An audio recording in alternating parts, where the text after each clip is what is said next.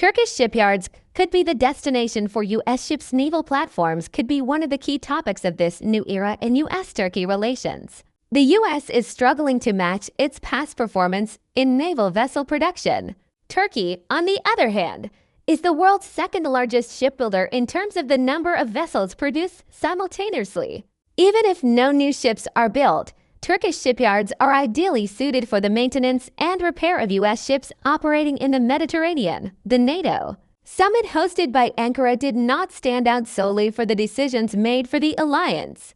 The decisions reached by leaders during bilateral meetings and the issues discussed were also quite significant during the talks between President Recep Tayyip Erdoğan and U.S. President Donald Trump. The spotlight was naturally on the F-35, CAATSA sanctions, and the engines to be used in the KAAN. However, President Erdoğan shared another noteworthy piece of information during the press conference. We discussed steps Turkey could take regarding the U.S. in the defense industry with Mr. Trump. In particular, we discussed the shipbuilding industry. These could be frigates, corvettes, or submarines. Turkey will build these in its shipyards. This statement offers serious clues about the future. Could the U.S. build warships in Turkey?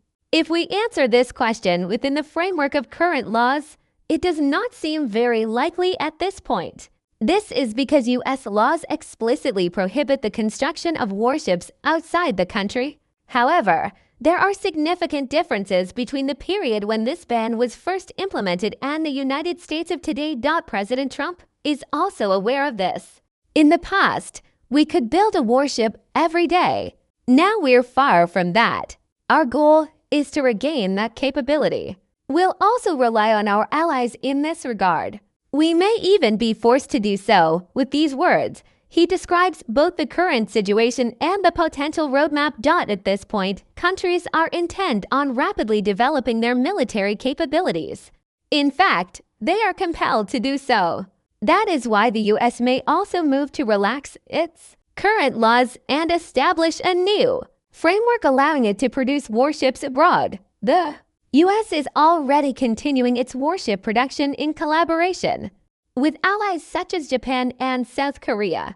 The possibility that the Washington administration might add Turkey to this list is being discussed more and more openly with each passing day.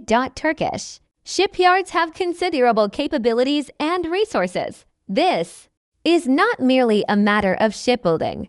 The U.S. is actively deploying naval assets around the world. With the conflict in Iran, the number of naval platforms in the Mediterranean has also increased significantly. Ships in the region require advanced shipyards in the area to handle vital matters such as maintenance, repair, and sustainment. The U.S. uses shipyards in Croatia and Italy to meet these needs. This raises another important question. Can Turkish shipyards carry out activities such as new construction, maintenance, repair, or support for U.S. ships? It is possible to give a very clear yes to this question. With the roadmap it has followed, Ankara has elevated its capabilities and potential in this field to a much higher level. Turkey is the country producing the second highest number of military ships simultaneously in the world, following China. It is by far the leader within Europe and NATO. This reality is the very foundation for why the U.S. might choose Turkey for both the production of new naval platforms and the maintenance and repair of existing assets. It is also worth recalling a piece of information reported in the media that has not been denied to date. In recent months, a high-level delegation from the U.S. Naval Systems Command visited the Istanbul Naval Shipyard Command. It is said that the delegation was quite impressed by what they saw. When you put all of this together, it becomes clear that if the U.S. were to choose Turkey, both countries would stand to gain significantly under the leadership of Erdoğan and Trump. Turkey-U.S. relations have reached a level of strength not seen in recent times. If military ships are added to this new equation, the Ankara-Washington axis will have opened the door to yet another valuable partnership.